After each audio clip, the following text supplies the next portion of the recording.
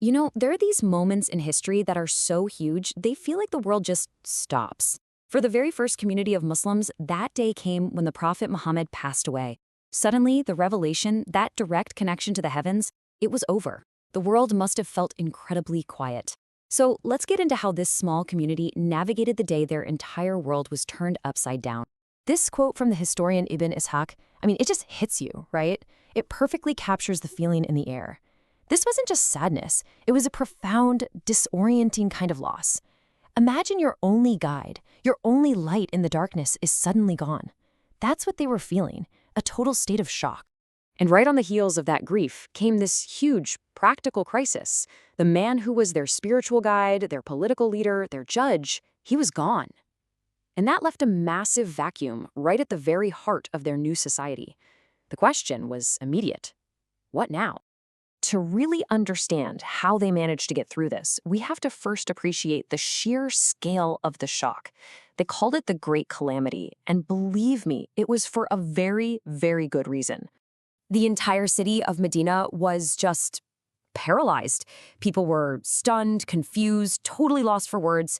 Some were so overwhelmed by the news that they literally just sat down on the ground, physically unable to even stand up. But the most extreme reaction, that was just pure denial. And look, even the strongest among them were completely shaken. Take Omar, a man known for his incredible strength and resolve. He stood up in front of everyone and insisted the prophet hadn't died, that he'd just gone to meet his Lord, like Moses did. It just goes to show how utterly inconceivable this loss was for everyone. But in this moment of just intense emotion and confusion, one man, Abu Bakr, the prophet's closest friend, enters the scene. He'd been at his house outside the city, but when he heard the news, he rode straight back.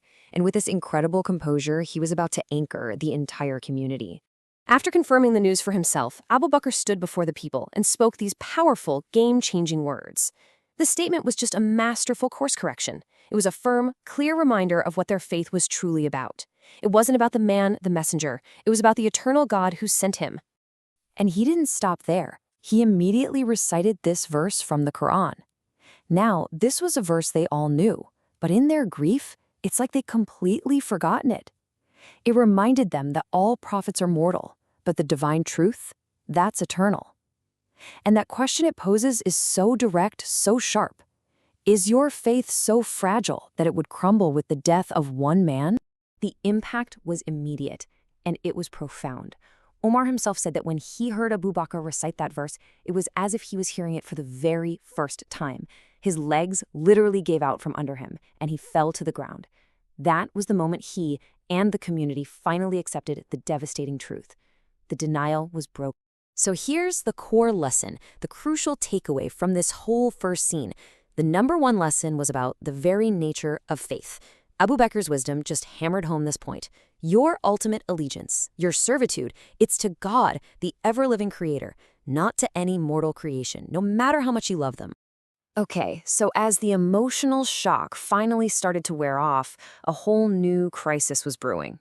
This one was political, and with the prophet's body not even buried yet, the question of who would lead next threatened to tear this fragile community completely apart.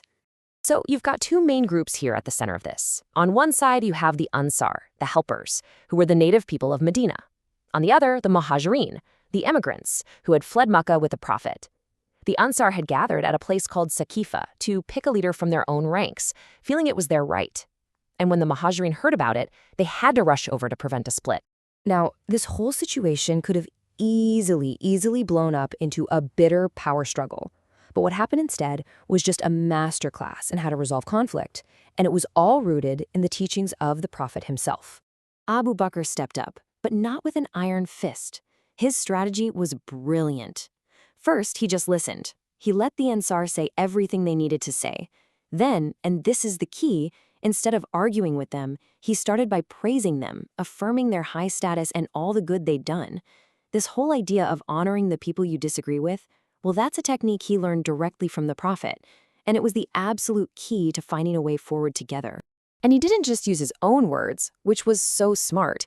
He used the words of the Quran itself.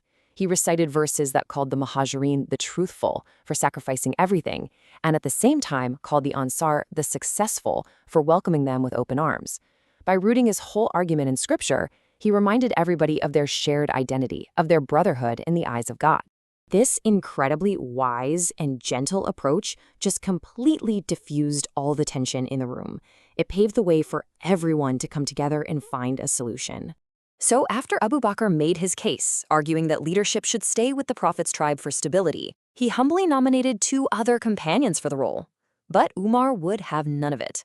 He immediately said, "Stretch out your hand, O Abu Bakr," and he was the very first one to give his pledge of allegiance, recognizing that Abu Bakr was the right man for the job.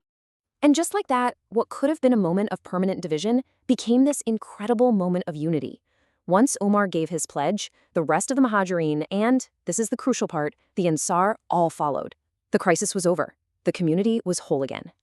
And to really cement this newfound unity, Abu Bakr reminded them of this verse. It's a divine command, telling them to align themselves with those who are true.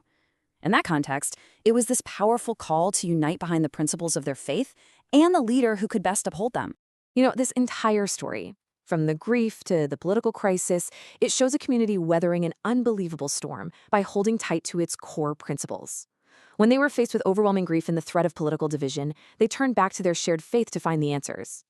It's a really powerful lesson in resilience, and it leaves us with a pretty critical question for our own time. When crisis hits, what are the foundational principles that we rely on to guide us through?